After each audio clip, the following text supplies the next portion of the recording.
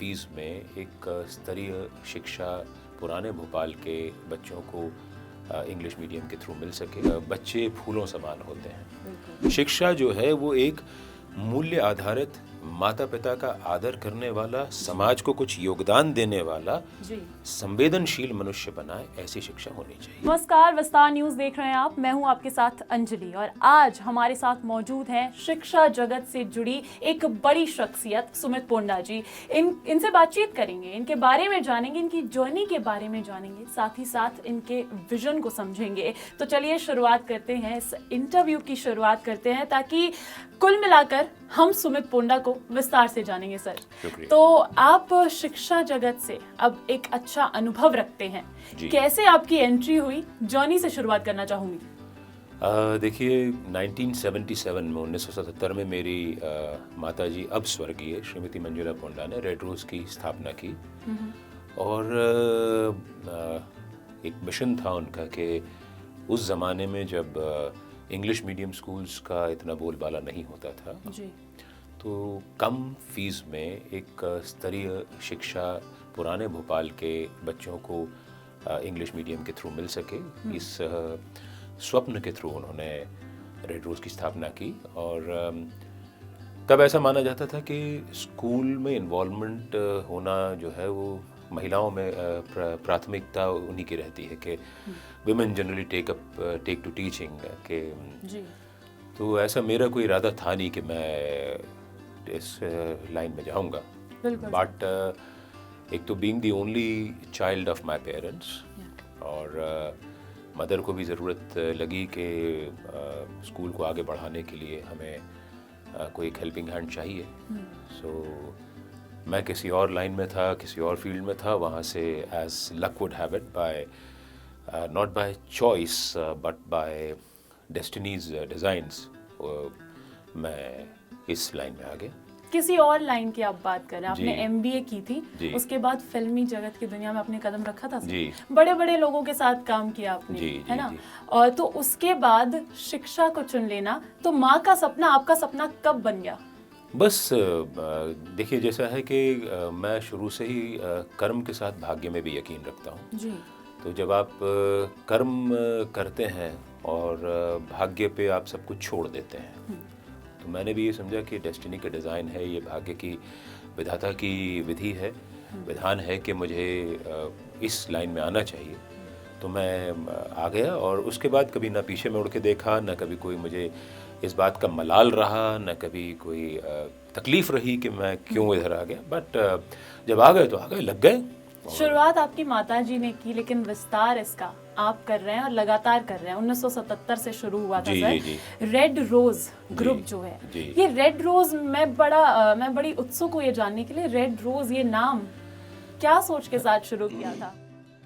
देखिए, मेरे फादर जो थे, उन्होंने जब नामकरण करना था इस स्कूल का, तो मदर और फादर उन दोनों ने विचार किया कि बच्चे फूलों समान होते हैं, और फूलों में जो बादशाह होता है, जो राजा होता है, वो लाल गुलाब होता है। तो उन्होंने ये धारणा ले करके कि फूलों के जैसे बच्चे होते हैं और उनको हमें ऐसा एक माहौल देना है कि जिससे वो उन्नति करके शिखर पर पहुंच सके। तो इसलिए रेड रोज की स्थापना, परिकल्पना लेकर के स्थापना इस नाम के साथ हुई। रेड रोज ग्रुप अपने एक्सपेरिमेंटल कार्य प्रणाली के लिए जाना जाता है, अनकन्वेंशनल तरीके से। एब्सोल्युटली, है ना। ये नहीं है कि जो मार्क्स आप शायद कहते हैं कि बच्चों का मार्कशीट पे उनका सक्सेस डिसाइड नहीं करता कभी। ये विजन है आपका, ये विजन है आपका। तो क्या ऐसी अलग चीजें हैं रेड रोज ग्रुप की जो बाकी स्कूल से अलग? हम लोग कुछ चीज़ों पे बहुत ज़्यादा स्ट्रेस करते हैं पढ़ाई के मुकाबले। पढ़ाई तो है ही, स्कूल में पढ़ने का लिए तो सब बच्चे आते हैं जी। बट हम बच्चों के लिए जो रेड रोज शुरू से जाना जाता है, वो अपने डिसिप्लिन के लिए जाना जाता है। तो हम लोग डिसिप्लिन पे बहुत ज़्यादा यकीन रखते हैं। दूसरा, हम बच्चों को ये कॉन्फिडेंस देते हैं कि ये ज़रूरी नहीं है कि आपके जो मार्क्स हैं वो जीवन में आपकी सक्सेस को परिभाषित करें जी। वो हमारे लिए मायने नहीं रखता है। एट द सेम टाइम हम उनको एक मूल्य आधारित शिक्षा यानी वैल्यू बेस्ड एजुकेशन की तरफ ले जाते हैं। वैल्यू एजुकेशन पढ़ाना सिलेबस के माध्यम से उसने इस देश की शिक्षा प्रणाली का जितना नुकसान किया है उतना किसी और ने नहीं किया, क्योंकि हिंदुस्तान की जड़ें वैल्यूज़ में है। बिल्कुल। इसलिए उनको एक सब्जेक्ट बना करके जब हमने मॉरल साइंस या वैल्यू एजुकेशन पढ़ाना शुरू किया तो हमने अपने यहाँ के बच्चों को थोपना शुरू कर दिया, जबकि हमारे यहाँ पंचतंत्र की कहानियाँ हैं या रामायण है या महाभारत हमारे यहाँ है, अपनी संस्कृति है, बहुत ज़बरदस्त संस्कृति है। और उससे हम अगर केवल उस संस्कृति को जीना सीख लें, उसको अलग से थोपने की ज़रूरत नहीं है, जीना सीख लें तो हमारे बच्चे वैसे भी बहुत वैल्यू एनरिचमेंट के साथ आगे बढ़ सकते हैं। तो क्या मैं कह सकती हूँ कि रेड रोज स्कूल्स में, कॉलेज में मुझे संस्कृति और इंटरनेशनल स्टैंडर्ड्स का मिलन देखने को मिलता है? बिल्कुल। मैं आपको एक छोटी सी व्याख्या बताऊंगा कि हमारे यहाँ जब भी कोई व्यक्ति बतौर मुख्य अतिथि आता है या सम्मानित अतिथि आता है तो हम कार्यक्रम के बाद उनको शॉल श्रीफल देने की जो परंपरा है वो नहीं करते हैं, हम पहले करते हैं। और उसको हम ये कहते हैं कि हम आपको आचार्यत्व प्रदान कर रहे हैं, आप शिक्षण के स्थान पर आए हैं तो वहाँ पर आपको हम आचार्य मान करके बुला रहे हैं कि उतनी देर जितनी देर आप हमारे प्रांगण में रहेंगे आप हमारे लिए शिक्षक होंगे, आचार्य होंगे। और हम उनको पहले स्वागत में फूल के साथ साथ ये शॉल देते हैं कि ये चलिए हमने आपको आचार्यत्व प्रदान किया है, अब आप जितनी देर हैं उतनी देर आप हमको समझाइए कि जीवन में आपने क्या सीखा है और हमारे बच्चों को आप क्या देख करके जा सकते हैं। जी बिल्कुल। MK Ponda college of business and management, मेरी माँ के नाम पे है वो। जी, उसकी भी शुरुआत की जी, उसमें से भी कई ऐसे नामचीन लोग निकले हैं। जी जी जी। तो ऐसे और कॉलेजेस खोलने की आपका ऐसा जी बिल्कुल है, बिल्कुल विजन है। और इसी विजन को लेकर के हम अब जो है वो बड़े शहरों के साथ साथ छोटे शहरों की ओर भी रुख कर रहे हैं। और हमारा मानना है कि गांवों से शहरों की ओर पलायन जो है वो थोड़ा सा ऋणात्मक होता है, यानी नकारात्मक मेरा मानना है, क्योंकि गांव में हिंदुस्तान की खुशबू बसती है। तो जब वहाँ का बच्चा, वहाँ का पेरेंट अपने बच्चे को पढ़ाई देने के लिए उसको शहर भेजता है तो हम गांव को छोड़ करके उस बच्चे को प्रेरित कर रहे हैं कि वो शहर के जंगल में आ जाए। मेरा मानना है कि गांव का जो अप्रदूषित वातावरण है वहाँ पर अभी भी संस्कृति हमारी बहुत दैदीप्यमान है, वहाँ पर हमारी जो परंपराएं हैं जीवित हैं और वो बच्चा वहीं रहना चाहिए। इसलिए रेड रोज़ का अब अगला रुख जो है वो ऐसे शहरों की तरफ है जो अभी पूरी तरह से शहर बने नहीं हैं, जो डिस्ट्रिक्ट प्लेसेस हैं, जो तालुका की जगह हैं, जो तहसीलें हैं, वहाँ पर है जहाँ पे हम रेड रोज़ को भी ले जा रहे हैं और MK पोंडा कॉलेज को भी ले जा रहे हैं। वहाँ पर इंटरनेशनल स्टैंडर्ड्स आप डेफिनेटली की जगह पे प्रोवाइड बिल्कुल। अभी उसके मिसाल के तौर पे रेड रोज़ स्कूल बरसिया में हमारा सेटअप बन करके तैयार है, जो कि बहुत खूबसूरत है, स्टेट ऑफ द आर्ट है और पूरी सुविधाएं उसमें है जो किसी बड़े शहर में किसी बड़े स्कूल में मिलती हैं। और वो बरसिया में हमने ऑलरेडी उसका अभी शुरू किया है। हम देखते हैं कि भारत में शिक्षा नीति पर सवाल उठाए जाते हैं, हमारी जो प्रणाली है। आपको क्या खामियां, क्या कमियां नजर आती हैं इसमें? देखिए, मुझे कमियां कभी भी नज़र में नहीं आई, क्योंकि आज भी आप देखें तो हायर एजुकेशन में भले हम लोग बहुत पीछे हों बतौर एक राष्ट्र, परंतु स्कूल एजुकेशन में हमारा हमेशा से बोलबाला रहा है। हमारे यहाँ की जो स्कूल एजुकेशन है उसके चलते ही हमारे यहाँ के जो नौनिहाल हैं, जो बच्चे हैं, वो पूरे विश्व में हैं, अपना नाम कमा रहे हैं और बड़े बड़े संस्थानों में कार्यरत हैं, बड़े बड़े अपने उपक्रम चला रहे हैं। और तो मुझे कभी भी स्कूल एजुकेशन में ऐसा लगा नहीं कि बहुत ज़्यादा एक्सपेरिमेंटेशन की गुंजाइश है।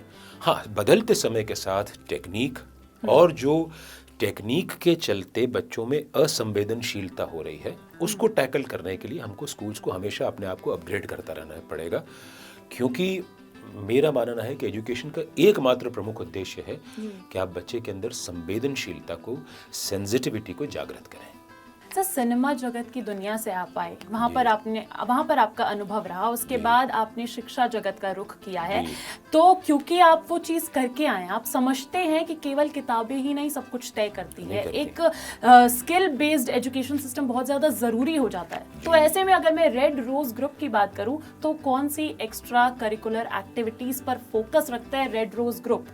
मैं उनको एक्स्ट्रा करिकुलर नहीं कहता, मैं उनको को करिकुलर एक्टिविटीज़ कहता हूँ, क्योंकि एक्स्ट्रा करने से फिर वो हो गया कि हमने एक्स्ट्रा लाद दिया है। को करिकुलर होता है जिसको हम अमेलगमेट कर लें, समावेशीकरण कर लें उसका, कि जो आप पढ़ाई है उसके साथ साथ, तो जैसे अभी हम और आप आपके स्टूडियो में खड़े हैं, आपने बताया यहाँ क्रोमा सेटअप है, तो वैसा ही हमारे यहाँ भी क्रोमा सेटअप है। हमारे यहाँ लीनियर नॉन लीनियर एडिटिंग के लिए एडिटर्स हैं, बच्चों को एडिटिंग भी सिखाते हैं, बच्चों को एंकरिंग भी सिखाते हैं, और हमारे यहाँ के कुछ एक्स स्टूडेंट्स जो हैं वो बड़े बड़े राष्ट्रीय न्यूज़ चैनल्स में भी एंकरिंग कर रहे हैं। साउंड एडिटिंग की उनको सिखाई जाती है। उनको क्रिकेट खेलना है तो क्रिकेट की पिच के बारे में, पिच कैसे बनती हैं, पिच का नेचर कैसे निर्धारित किया जाता है, कौन सी मिट्टी डालने से पिच का नेचर कैसा परिवर्तित होता है, ये सारी बातों पे हम जाते हैं। हम उनको प्लांट लगाना भर काम नहीं है रेड रोज में, प्लांट लगा करके जब तक कि वो एक सेल्फ सस्टेनिंग मोड में नहीं आता तब तक उस बच्चे ने जिसने प्लांट लगाया है उसकी जिम्मेदारी हम निर्धारित करते हैं कि इस प्लांट को बड़ा करो। तो स्कॉलस्टिक केवल डेवलपमेंट नहीं बल्कि होलिस्टिक डेवलपमेंट फोकस है। जी। सरकार की बात कर लेते हैं। सरकार अहम भूमिका निभाती है शिक्षा के जगत में। मध्य प्रदेश सरकार की मैं स्पेसिफिकली बात करना चाहूंगी। मध्य प्रदेश सरकार की तमाम नीतियां निकली है जो हम देखते हैं कि अपनी मनमानी रेट्स पे किताबों की बिक्री करते हैं निजी स्कूल्स के। अभी हाल ही में जबलपुर से आज ही की खबर है, मैंने ही दी थी जनता को, दर्शकों को, तो उसमें यह था कि कलेक्टर दीपक सक्सेना ने जबलपुर में कार्रवाई की है, 11 स्कूल्स पर कार्रवाई की है। तो इन सब कदम को, इन सब एक्शंस को किस तरीके से देखते हैं आप? नहीं, रेगुलेशन तो जरूरी है। देखिए, जहां भी शिक्षा एक ऐसा क्षेत्र है वहां पे यदि अनैतिक काम, अवैधानिक तो छोड़ दीजिए, एक अलग चीज होता है, क्योंकि विधान तो जो है वो जनता बनाती है, सरकार बनाती है, लेकिन नैतिकता के जो मूल्य हैं वो तो निजाम ऊपर वाले के बनाए हुए हैं। तो अवैधानिक काम जो जिसको हम आज कहते हैं, कल चल के वैधानिक हो सकता है अगर एक नया नियम पारित हो जाए, बट अनैतिक काम करना शिक्षा जगत से जुड़े हुए लोगों को ये शोभा नहीं देता है। तो अगर इस पे रोकथाम के लिए शासन यदि अपने पैरामीटर्स के अंदर कानून के दायरे में रह करके यदि कोई कार्रवाई करता है तो ये स्वागत योग्य बात है। मीडिया के रोल की बात करते हैं। मीडिया का रोल बहुत अहम भूमिका रखता है सर। जी बिल्कुल है। तो शिक्षा के जगत में आपके एक्सपेक्टेशंस क्या है, या मैं कह लूं कि विस्तार न्यूज जो कि आपका अपना चैनल है उससे आपके एक्सपेक्टेशंस क्या हैं? मैं ये चाहूँगा कि शिक्षा को लेकर के, ख़ास तौर पे स्कूली शिक्षा को लेकर के एक शब्द या एक फ्रेज जिसको है वो प्रयुक्त किया जाता है कि शिक्षा माफिया। हाँ। वो मीडिया का ही देन है, और मुझे लगता है कि शिक्षा माफियाकरण जो है वो नहीं हुआ है जितना आप लोग उसको बताते हैं। हिंदुस्तान में अगर 2 लाख स्कूल है, फ़र्ज़ करिए, एक इमेजिनरी फिगर है, उसमें से शायद 2 या 4 लोग गलत काम में लिप्त हैं जी। तो उसको हम शिक्षा जगत को माफिया नाम नहीं दे सकते। तो मेरा मानना है, आपके चैनल से मैं ये अपेक्षा भी रखता हूँ कि आप लोग पॉजिटिव साइड को भी देखें शिक्षा की, कितना कंट्रीब्यूशन है इस देश को बनाने में, इस देश को मूल्य आधारित शिक्षा देने में और सिटीजन्स देने में। हमारे यहाँ आपको शुक्र मनाना चाहिए कि कुछ वेस्टर्न डेवलप्ड कंट्रीज की तरह क्राइम रेट उतना हाई नहीं है, जहाँ पे बच्चा खुले आम बंदूक लेकर के घूमता है और उसके दिमाग में एक सनक चढ़ती है और वो न जाने कितने लोगों को गोलियों से छलनी कर देता है। हमारे देश में वो हाल नहीं है जी। कुछ 1% है जो ऐसा हो सकता है, बाकी इसके अलावा नहीं। तो ऐसे अच्छे देश को तैयार करने में जो स्कूली शिक्षा की, जो हायर एजुकेशन इंस्टीट्यूशंस की जो महत्ता है, जो उनका योगदान है, उसको आप नकार नहीं कर सकते। उसको आप एक उसको बहुत रैशनल तरीके से देखिए, बहुत युक्ति युक्तकरण करिए कि कहाँ पे कौन गलत है, उनको आप गलत कहिए, लेकिन उनको जनरलाइज मत करिए कि शिक्षा माफिया है। ये मेरा आपके चैनल से अपेक्षा रहेगी। जी, अगर 11 स्कूल इस तरीके का काम कर देते हैं तो जबलपुर के सारे स्कूल ही जबलपुर खराब हैं। हाँ, ये नहीं चाहिए होना आपको, चाहिए। ये माइंडसेट माइंडसेट होना नहीं चाहिए। जबलपुर में करीब 3000 स्कूल होंगे, अगर मैं जिले की बात करूं तो जिले में 3000 स्कूल में से अगर 11 स्कूलों पर कार्रवाई हुई है तो पूरा शिक्षा जगत खराब नहीं हो जाता। अच्छा, शिक्षा के क्षेत्र में आप शुरुआत से नहीं थे, MBA किया, फिल्मों में काम किया, एक ऐसी चीज जो वहां पे सीखी हो लेकिन अप्लाई यहाँ पर की? नहीं, देखिए, मैंने सीखा ये कि परफेक्शन ज़रूरी है। हाँ, अच्छा। हाँ, क्योंकि आप गलतियाँ करते हैं, एक्टिंग में गलतियाँ करते हैं, उसकी एक्टिंग की गलतियों को या लाइटिंग की गलतियों को एडिटिंग टेबल पर सुधारा जा सकता है।